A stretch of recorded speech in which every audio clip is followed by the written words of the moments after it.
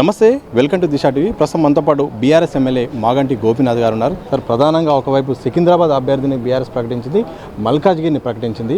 నగరంలో ఇప్పుడున్న రెండు జాతీయ పార్టీలను ఢీకొని గెలిచే సత్తా ఉందా? డెఫినెట్గా ఉంది. ఎందుకంటే సికింద్రాబాద్ పార్లమెంట్లో ఏంటంటే దానం నాగేంద్ర అనేవాడు మా పార్టీలో ఎమ్మెల్యే గెలిచి ఇమీడియట్లీ 3 నెలలు కాకముందే పార్టీ మారాడు. కాబట్టి ప్రజలు చాలా ఆగ్రహంగా ఉన్నారు, చాలా కోపంగా ఉన్నారు.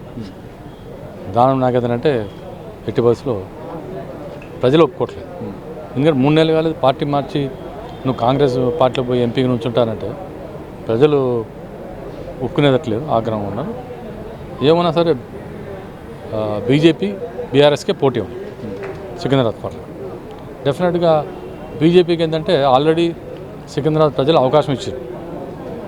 అవకాశం ఇస్తే ఆయన మినిస్టర్ అయ్యండి. సెంట్రల్ మినిస్టర్ అయిపోయిన తర్వాత ఆయన ఏం పనులు చేయలేదు.